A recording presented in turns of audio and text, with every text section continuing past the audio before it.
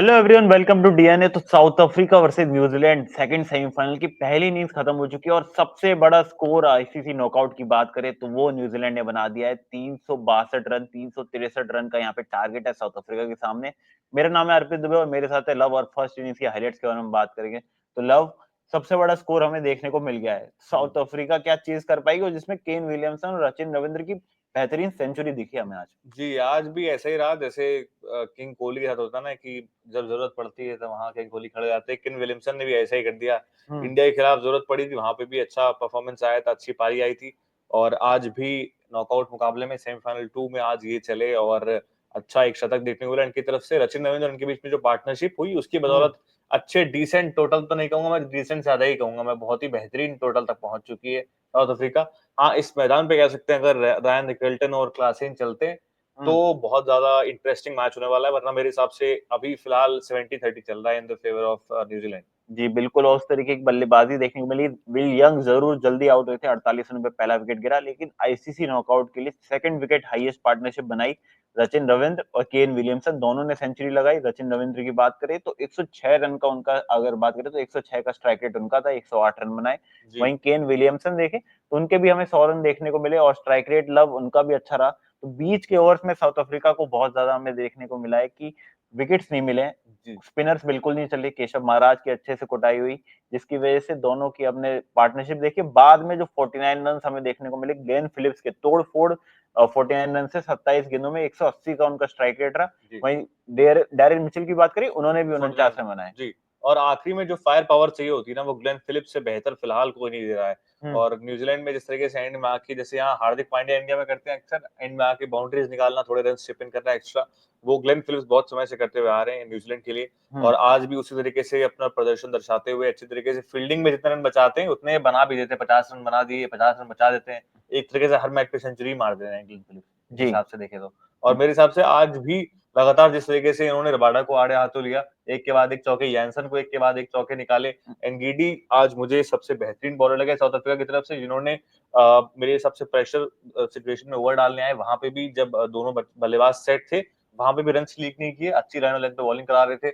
और उसके अलावा आप रबाडा ले लीजिए, आप बियानसिन ले लीजिए, आप मुल्डर ले लीजिए, सबने रन कंसीड किए। देखिए रन तो एक चीज देखिए, और अर्पित, थोड़ी मुझे समझ से परे, स्पिनर्स का कम इतना यूज क्यों किया गया? ईडन मार्करम जहां आपकी क्योंकि पांच हमने साढ़े देखा पांच की क्योंकि इकोनॉमी है, केशव अब महाराज की बात करें तो उनकी अच्छी कुटाई हुई मिडल ओवर्स में। देखिए 6.5 की इकोनॉमी इनकी है। उसके अलावा आप देखिए स्पिनर्स दो हैं, दो स्पिनर्स ने कराई है, एक की 5.8, एक की 6.5 है। उसके अलावा आप 7-8 की इकोनॉमी से पेसर्स रन खा रहे हैं। आप शायद ईडन मार्करम को ज्यादा यूज कर सकते थे, ज्यादा लास्ट बेहतर में रहता। देखिए, अब पहले अगर आप बात करें तो एनगीडी ने 7 ओवर में 30 रन ही दिए थे। बाद में आपको डेथ ओवर्स में आप स्पिनर से कराते तो इनके भी एनगीडी तो बढ़ते। वैसे भी करा ही रहे थे, लेकिन डेथ ओवर्स की बातें नहीं। मिडिल ओवर में अगर आप पेसर्स की जगह स्पिनर्स यूज करेंगे, शायद यहाँ पे 20-25 रन शॉर्ट रहते मेरे हिसाब से, और एक आध विकेट भी आपको एक्स्ट्रा नजर आता। लेकिन स्पिनर्स उस तरीके से असर नहीं किया है कोई भी मिडल उसमें विकेट असर लेने। जितने आज इनकी बॉलर्स, जिन्होंने जितने बॉलर से बॉलिंग कराई है, हम्म। और आप देखिए इसमें ज्यादातर पेसर्स आपको देखिए, नजर अब आ रहे हैं, केशव सिर्फ दो। महराज की बॉलिंग मैं अच्छी नहीं कहूंगा कि रन आपने 65 तब भी दिए, विकेट एक भी नहीं लिया है। आप तब भी पेसर से तो बेहतरीन इकोनॉमी है इनकी, पेसर से एक बेहतर इकोनॉमी। इकोनॉमी तो बेटर रहेगी ना, क्योंकि आपने मिडल ओवर्स में किया, आपने डेथ ओवर में बॉलिंग नहीं की है। डेथ ओवर में तो कोई मतलब ही नहीं, जब आपके पास मिडिल ओवर में आप अगर ये डालते, 10 ओवर इन्होंने डाले, 65 रन इन्होंने खाए। हम्म। ईडन मार्करम की बात करिए, इन्होंने भी 4-5 ओवर डाले,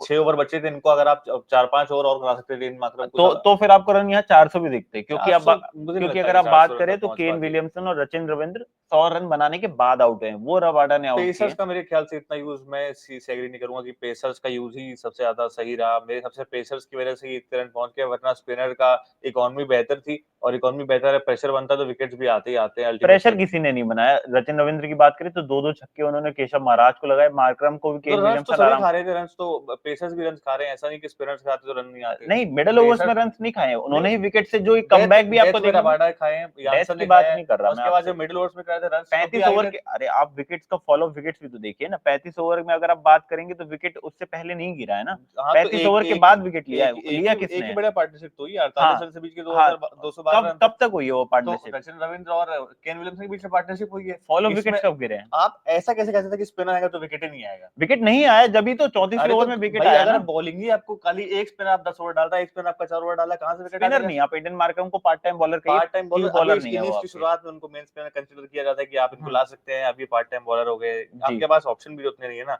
आप एक स्पिनर लेके उतर रहे हैं मेन, हम्म। तबरेज शमसी को आपने खिलाया नहीं है, तो जी। एटलीस्ट आपको स्पिनर रबाडा ने विकेट लिया, वो भी उस मैं टाइम पे चाहता ना हूँ आके अगर मुल्डर शुरुआत में जिस तरीके से रन्स खा रहे थे, मुल्डर से 2 ओवर काटता, उसके बाद रबाडा के आखिरी के रबाडा या यानसेन जिस हिसाब से शुरुआत से रन यानसेन भी खा रहे थे, मैं उनके 2-3 ओवर काट के मैं यहाँ पे ईडन मार्करम को ओवर देता अगर 3 से जी, 4 होते लेकिन तो। एडन मार्करम को बहुत आसानी से खेला है। रन्स ज़रूर इतने सारे बन गए हैं कि साउथ अफ्रीका पे सवाल उठ रहे हैं कि जी, क्या उनकी बॉलिंग स्ट्रैटेजी रही है। लेकिन ओवरऑल बात करें तो रन्स 10 ओवर में 80 रन खाए यहाँ पे मार्को एंसन ने। लुंगी एनगिडी की बात करें तो 10 ओवर में 72 रन खा के 3 विकेट लिए। वहीं 10 ओवर में 70 रन खाए कगिसो रबाडा, एक मेडन डाला, लेकिन लास्ट में ग्लेन फिलिप्स की जो पारी आई है उसके बाद सबकी इकोनॉमी ज़रूर बिगड़ी है। जी, वियन मल्डर की भी बात करें 6 ओवर में 48 रन, केशव महाराज 10 ओवर में 65 रन और 4 ओवर 23 रन। और ये चर्चा ज़रूर हो रही है कि साउथ अफ्रीका अगर ये चीज़ कर लेती है, तो जी, क्या यही सेम हमें बॉलिंग देखने को मिलेगी या फिर हमें चेंजेस देखने को मिलते हैं यहाँ से कि अगर अब शम्सी उनके बैठे हुए हैं, क्या उनका उपयोग होगा दुबई में?